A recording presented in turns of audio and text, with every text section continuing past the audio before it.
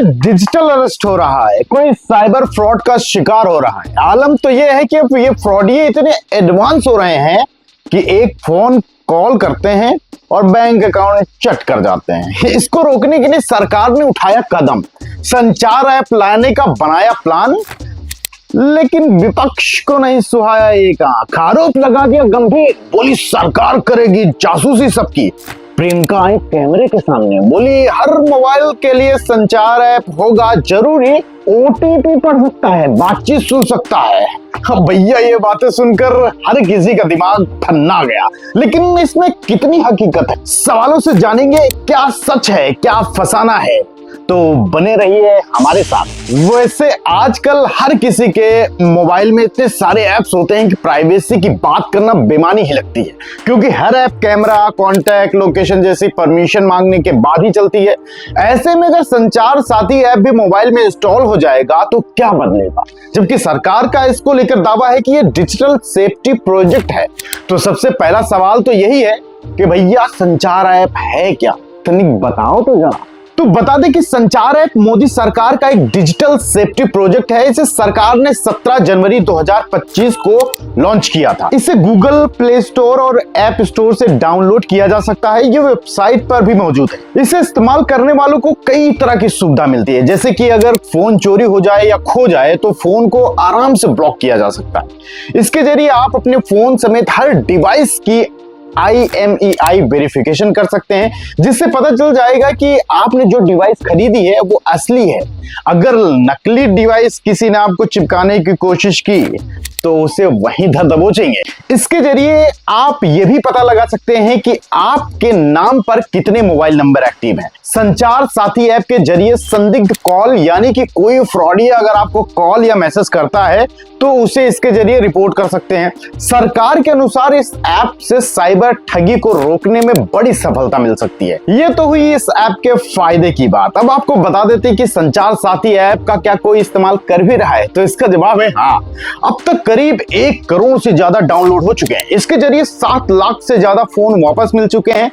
संचार साथी ऐप की मदद से चोरी हुए 50,000 फोन सिर्फ अक्टूबर 2025 यानी 1 महीने में ही रिकवर हुए हैं। संचार साथी ऐप की मदद से 3 करोड़ से ज्यादा फर्जी कनेक्शन, यानी दूसरों के नाम पर फर्जी तरीके से चल रहे सिम बंद हुए हैं। अब तक इस ऐप के जरिए चोरी हुए करीब 37 लाख डिवाइस ब्लॉक किए जा चुके हैं। आपका डाटा जो उसमें है वो सेफ है। अगर इसकी मदद से आप अपने डिवाइस को ब्लॉक करते हैं तो एक हद तक आप निश्चिंत हो सकते हैं। अब सवाल ये उठता है कि क्या संचार साथी ऐप हमारी जासूसी कर सकता है? तो एक्सपर्ट्स के मुताबिक ये संभव है, क्योंकि संचार साथी ऐप को फोन के कई हिस्सों का एक्सेस चाहिए होता है, जो IMEI को चेक करने के लिए जरूरी होता है। ये आपका camera, mic, keyboard, message, call log, location जैसी ब्रांड परमिशन मांगता है। यानी आपके पर्सनल मैसेज, बैंक OTP पढ़े जा सकते हैं, आपकी बात सुनी जा सकती है। ऐप जब IMEI चेक करता है, फ्रॉड रिपोर्ट करता है या लोकेशन शेयर करता है तो सारा डेटा DOT के सेंट्रलाइज्ड सर्वर पर स्टोर होता है। ये डेटा कानूनी जरूरत पर शेयर किया जा सकता है, मतलब पुलिस, CBI या राज्य सरकारें एक्सेस ले सकती हैं। इसके बाद सवाल तो यही है कि शायद इसीलिए विपक्ष इसका विरोध कर रहा है। और ये क्या डेटा देख सकता है, ये भी सवाल है। तो इसका जवाब भी दे देता हूं। 1 दिसंबर 2025 को एक सरकारी प्रेस रिलीज आई, जिसमें कहा गया कि अब हर नए स्मार्टफोन में सरकार का साइबर सिक्योरिटी ऐप संचार साथी पहले से इंस्टॉल रहेगा। 90 दिन में सभी कंपनियों को लागू करना होगा। इसे डिसेबल नहीं किया जा सकेगा। पहले तो किसी ने ध्यान नहीं दिया, फिर कुछ एक्सपर्ट ने ऐप की परमिशन लिस्ट के स्क्रीनशॉट सोशल मीडिया पर डाले।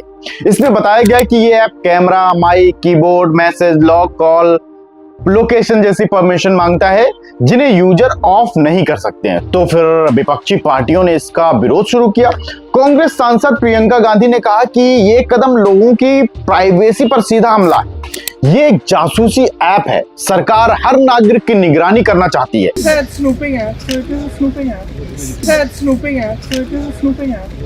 देखिए, ये सरकार की प्रायोरिटी है कि लोगों की प्राइवेसी खत्म हो जाए। देश को हम कहाँ लेके जा रहे हैं? आप सिक्योरिटी के नाम के ऊपर आप सिंगापुर की तरह क्यों नहीं करते? वो कहीं भी एक आदमी भी कहाँ मूवमेंट कर रहा है, उनको पता होता है कौन मूवमेंट कहाँ कर रहा है, लेकिन आप लोगों के मोबाइल में घुसकर उनकी निजता का हनन करेंगे तो आप कहाँ लेके जाना चाहते हो? नॉर्थ कोरिया बनाना चाहते हो कि बाल भी आपकी तरह कटवाएं, कपड़े भी आपकी तरह पहने, क्या खाएं, क्या पिएं, किस तरह सोएं, किस तरह हंसें, किस तरह बैठें, ये सब कुछ आप तय करोगे? So if I feel the need for something, I can download that app. If I don't feel the need for it, I shouldn't have to download it. That's true for all of us. It's common sense. Why it is being made compulsory, that the government has to explain. मुझे लगता है इसे रहना नहीं चाहिए और मंत्री के कहने के बाद मुझे उम्मीद है कि नोटिफिकेशन चेंज कर लेंगे वो। नहीं होना चाहिए। जी हाँ, ये आज़ादी का सवाल है लोगों की। कांग्रेस नेता जयराम रमेश ने इसे डिजिटल डिक्टेटरशिप का नया चेहरा बताया। वहीं टीएमसी सांसद महुआ मोइत्रा ने कहा कि सरकार फ्रॉड रोकने के नाम पर हर कॉल सुनना चाहती है। इसके बाद बवाल बढ़ा तो सरकार की तरफ से भी प्रतिक्रिया आई और पलटवार किया गया। उसके बाद दूरसंचार मंत्री ज्योतिरादित्य सिंधिया का भी बयान आया। उन्होंने साफ साफ शब्दों में कहा कि इस ऐप को अनइंस्टॉल किया जा सकता है, ये अनिवार्य नहीं है। ना कोई कॉल मॉनिटरिंग है। अगर आप चाहते हो तो इसको आप एक्टिवेट करो, अगर आप नहीं चाहते तो इसे एक्टिवेट मत करो। मतलब संचार साथी ऐप नए फोन में इंस्टॉल होकर तो शायद आए, लेकिन इसे अनइंस्टॉल किया जा सकता है। जिसके बाद विपक्ष के तेवर थोड़े ढीले हुए, लेकिन इतना भी नहीं कि वो इस पर बयानबाजी बंद कर दें। जाहिर सी बात है कि ये जब इंस्टॉल होकर आने लगेंगे तब शायद और हंगामा हो। ये बात तो तभी पता चलेगी कि इस पर कितनी और सियासत होनी बाकी है। लेकिन सवाल तो ये है कि संचार साथी ऐप, मान लीजिए अगर कोई डाटा लेता है आपसे, तो उसे कितने दिन तक रख सकता है? तो एक्सपर्ट्स के मुताबिक संचार साथी ऐप की प्राइवेसी पॉलिसी कहती है कि डेटा सुरक्षित रखा जाएगा, कानूनी जरूरत पर शेयर किया जाएगा, लेकिन कितने समय तक स्टोर रहेगा इसकी कोई स्पष्ट जानकारी नहीं है। यही बात एक्सपर्ट्स के लिए चिंता का विषय है कि इससे तो प्राइवेसी रिस्क बढ़ सकता है। सरकार ना सही, अगर कभी इसके सर्वर पर कोई बड़ा साइबर अटैक हुआ, खुदा ना खास्ता हैकर्स इस तक पहुंच गए, तो सब बंटाधार हो जाएगी, सबकी पोल खुल जाएगी। लेकिन कुछ लोग कह रहे हैं कि कई सारे ऐप्स हैं जो संचार साथी के जैसे ही परमिशन मांगते हैं, तो उनका विरोध तो नहीं होता। इसका ही विरोध क्यों हो रहा है? तो बता दें कि विरोध और चिंताएं मुख्य रूप से दो फैक्टर पर निर्भर करती हैं। डेटा का प्रकार जिसे एकत्र किया जा रहा है, उस डेटा का उपयोग कौन और कैसे कर रहा है। बड़ी और स्थापित कंपनियां जैसे गूगल या एप्पल आमतौर पर डेटा प्राइवेसी पॉलिसीज में ज्यादा पारदर्शिता रखती हैं और सख्त नियमों के तहत काम करती हैं। हाँ, सैद्धांतिक रूप से किसी भी ऐप से जासूसी हो सकती है यदि उसके पास आवश्यक अनुमतियां हैं। इसी वजह से संचार ऐप के मामले में आलोचकों का तर्क है कि सरकार द्वारा अनिवार्य रूप से इंस्टॉल किया गया ऐप निगरानी का रास्ता खोल सकता है। डर है कि इस डेटा का उपयोग व्यक्तिगत स्तर पर नागरिकों की निगरानी के लिए किया जा सकता है, न कि केवल धोखाधड़ी रोकने के लिए। लेकिन विरोध के बाद जिस तरह सरकार की तरफ से कहा गया है कि इसे अनइंस्टॉल किया जा सकता है, उससे सरकार की अच्छी मंशा भी हो सकती है।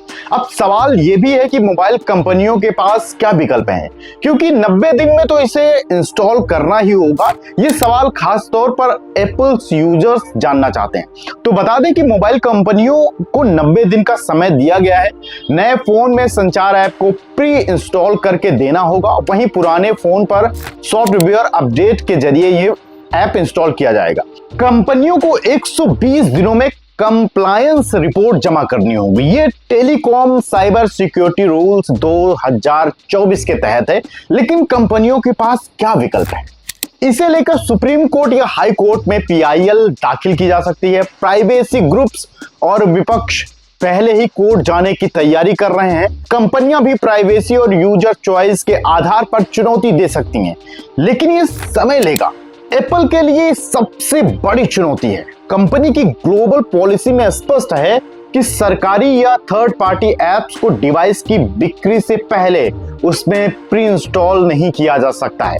एप्पल आईओएस को क्लोज्ड सिस्टम रखती है, जहां ऐप स्टोर के अलावा कोई ऐप नहीं आ सकता। पहले भी एप्पल ने भारत सरकार के एंटी स्पैम ऐप जैसे डीएनडी को रिजेक्ट किया था।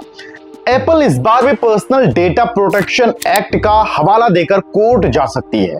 इन सबसे इतर एक सवाल यह भी है कि यार एक बात बताओ, संचार साथी ऐप अगर सरकार इंस्टॉल कराएगी तो इंस्टॉल तो करना ही पड़ेगा। ऐसे में प्राइवेसी के लिए क्या सावधानियां बरतनी चाहिए?